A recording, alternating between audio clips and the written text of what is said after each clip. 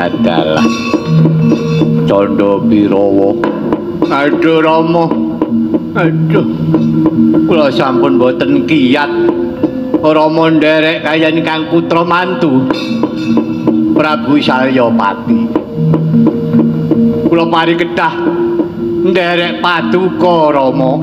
Inggih Rama, kula nderek paduka. Inggih Rama, kula ngaten. Ya ngene, aku ora bisa mbok eloni sebab wis beda alame. Aduh, kula kedah kados pundi wis kowe wis rampung diciptamu. Pone Madyapada iki kowe bakal tak balekake marang asalmu.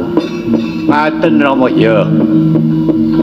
Wis dina iki wis rampung diciptamu, kowe baliya marang alammu rikala semono.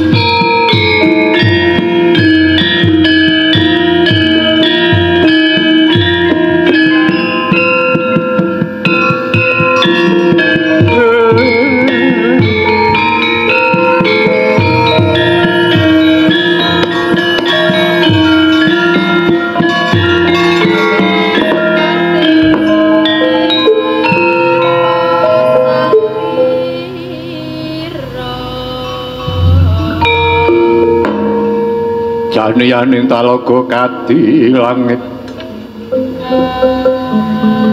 mambang tanpa sulan upamaneka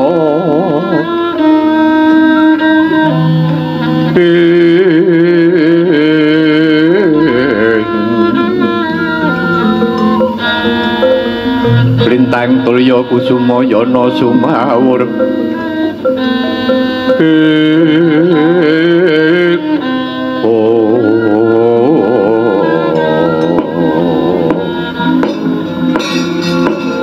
Dupa Prabu iki masa sembahan kula Prabu pepunden kula mangke prapteng delahan Dupa Prabu cuman kula kekalih ngersa paduka Kanjeng Prabu Mandaraka kula nyuwun pejah kewala-wala ngersa paduka Kanjeng Prabu manten ugi kula nggih ngaten kula nyuwun pejah ngersa paduka Kanjeng Prabu kosek-kosek to mengko dhisik iki teko-teko tawang-tawang tangis njaluk mati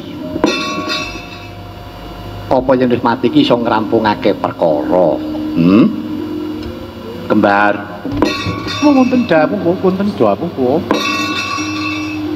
mengko dhisik kowe kuwi putrane sawargi Yayi Prabu Pandhu Dewanata kok gembeng kok cingeng men coba pikiran kanthi meneh bapakmu sawargi Prabu Pandhu kuwi banteng-bantenge wong Astina isih Jaka wae iso mateni ratune kula Prabu Nagapaya lha kuwi anake bantenge wong Astina anak-anak tikus kok ora coba teko-teko kok mau tawang-tawang tangis kula panjenengan pejahi apa ora ngisini-sini inggih kula pitados wa paduka jumeneng dados senopati sinten ingkang badhe ngasuraken kawibawan paduka Kanjeng Prabu kadang-kadang kula tartamtu badhe ngemasi pralaya timbang kula ngertos inggih menika sedanipun para kadang kula rumiyin kemawon Prabu kula panjenengan pejahi kula boten wentala ningali kadang-kadang kula sami pejah wong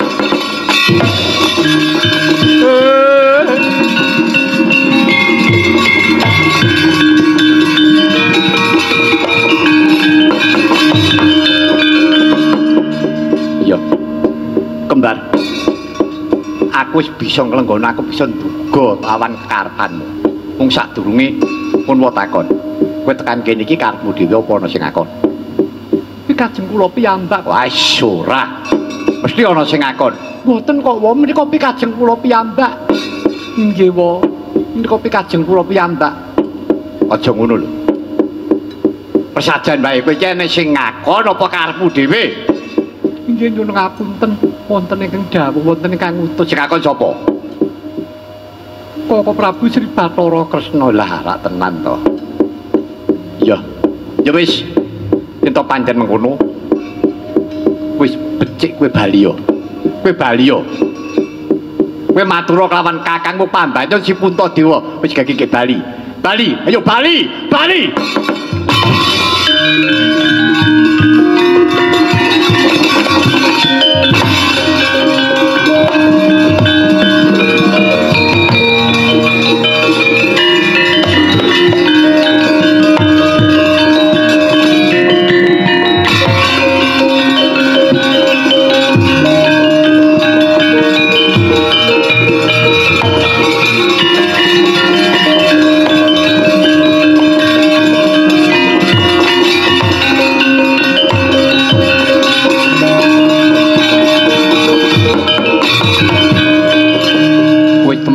madyaning palagan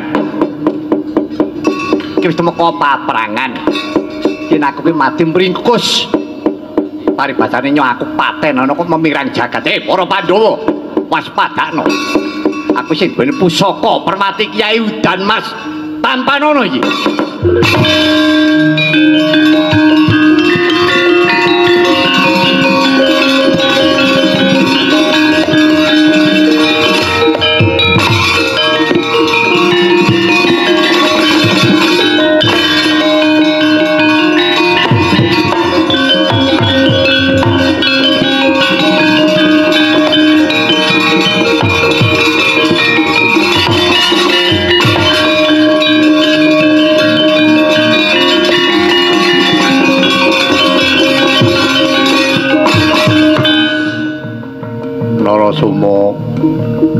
Narasoma waspadakna Kang Permati. Aku sapa? Aduh. Oh, Rama, Kanjeng Rama Prembran.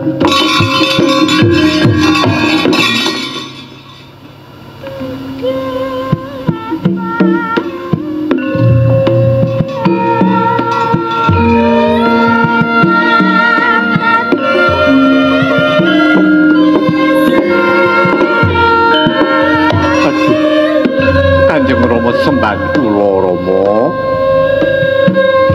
Sedaya kalepatanipun ingkang putra nyuwun pangapunten kula nglenggana raing kalepatan menika Rama. Kula kantun derek kepareng paduka Kanjeng Rama Premban. Wis Narasoma. Dina iki aja mbok pikir banget kabeh mawanjoke mung pasrah marang keparenge Gusti Kang Akarya Jagat. Mekaten Rama. Ya. Najan kepiye wae ngger ngentenono wanci Kang Prayoga supaya ora kleru kiblatmu. Mekaten Rama. Ya. Dina iki yen to semoko kala mangsane peparingan lawan pun bapa munggah marang loka baka nggih.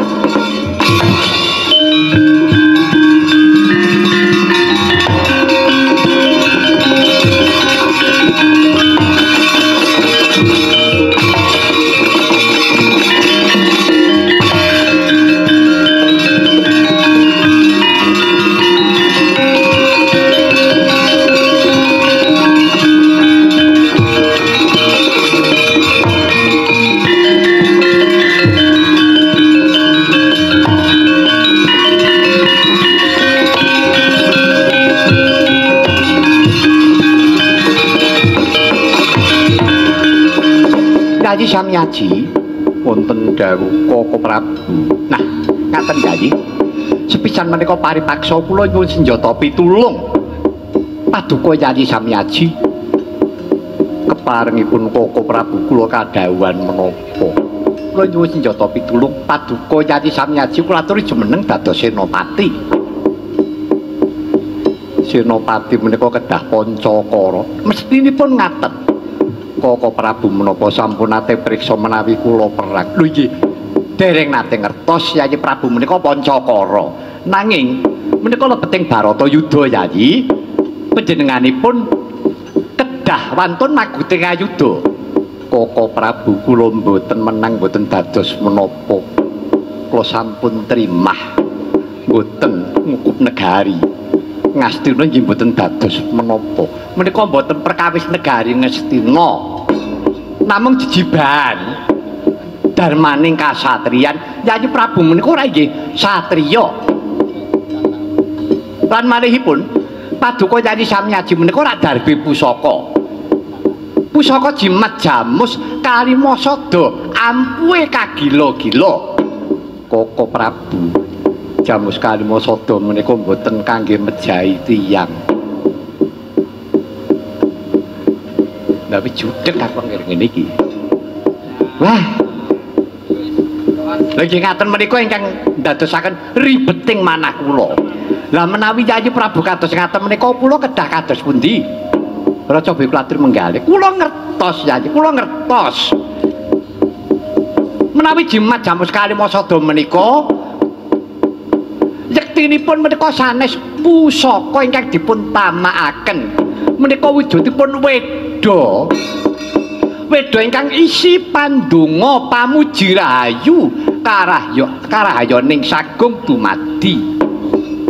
Lah, nggih kanthi jamus kalimasada menika mangke, Yayi anggen Paduka jumeneng dados senopati.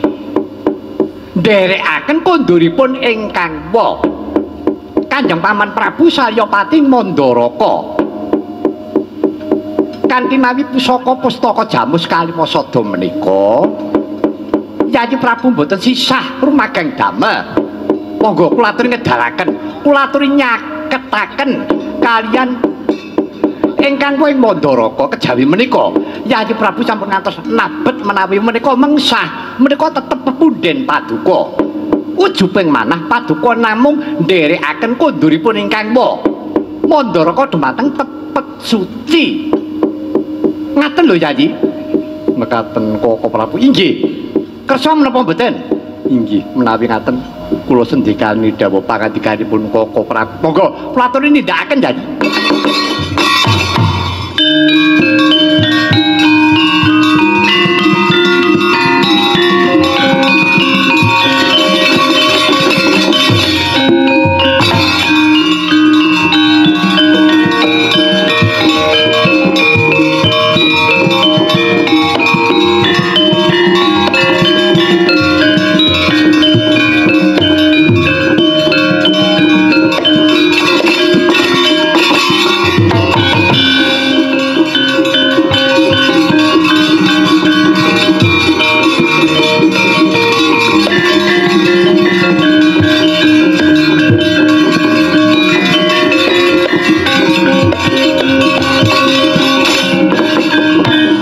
Pustaka Jamus Kalima Sada puskasta dening Prabu Puntadewa. Sinartan mantram sakti telenging cipta amung nenuwun marang purbaning Gusti ingkang akarya jagat nedya nderekaken kondurira ingkang wa nata Mandaraka Prabu saya patemurut ing kasedan jati bebasan kaya jinempana ing angin Jumat Jamus Kalima Sada oncat saking ngastanira Prabu Puntadewa nyalorot dumawah jajanira Prabu Saryapati temah gugur pengawak kusuma bangsa